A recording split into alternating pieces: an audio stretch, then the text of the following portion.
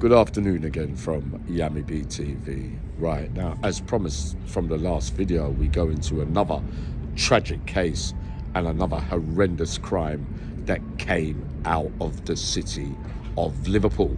And now I talk JON Venables, who was convicted of the murder of 2-year-old James Bulger way back in the day. That caused an absolute outcry. So we know that him and Thompson were released after about 8 years or so. We also know that Venables has been recalled twice to prison for downloading child porn images, right? The first one was about 2010. So he gets recalled and goes straight to Preston, HMP. He gets housed on the vulnerable prisoners protection wing, right? Which to be expected for someone who commits such a heinous crime, right? Do you know what they've done while he was on that VP wing? Was they gave him one of the best jobs that you could possibly get in a prison system by giving him the hot plate servery job that dishes out the food. So he dishes out the food to other inmates on that vulnerable protection wing, right?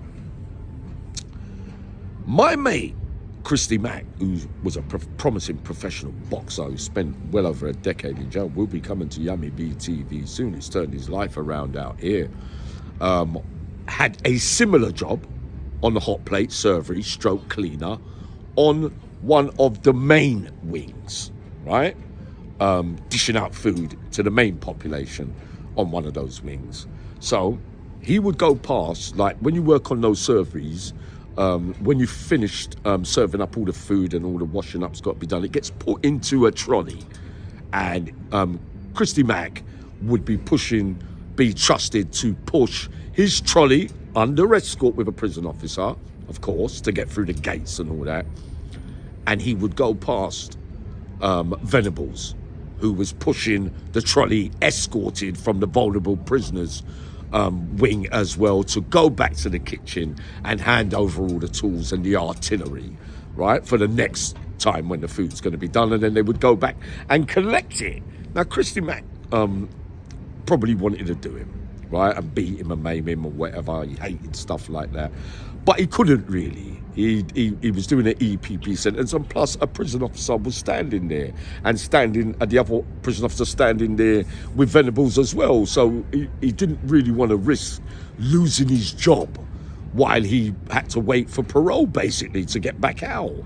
So it was impossible to do it in front of prison officers everywhere. You're just asking for trouble, aren't you?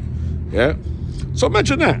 After all what he did, that massive murder case with James Bulger, and being recalled for child porn, which they give him the best job in prison, which is working behind a hot plate servery. Okay, we know that him and Thompson, Venables in particular, has had his identity changed at least twice. Now, I'm thinking at the time in Preston, his name hadn't been changed to what it got changed to further on down the line, right? And I know this through another story that I bring into this one. Now, he gets a C category prison, which is Wayland, right? So this is either before he got released after the first recall, after 2010, or before the 2017 second recall for the same thing, child porn images, right? Or this incident that where he went to Wayland CCAT prison took place after he got the second recall. I can't really remember, but it would have to be after the first, because Joey Barnett's been out well over a decade. So Joey Barnett, that story in Wayland, Joey Barnett had about a week left of his sentence, right?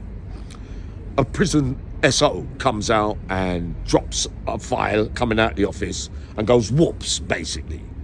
So Joey Barnett, who's a cleaner on the wing at that time, has a look and takes the heads up from the senior member of staff and sees that it's Venables, right? On normal location with a different name. right? Not unusual for prison staff to do that. Joey Barnett's booked it.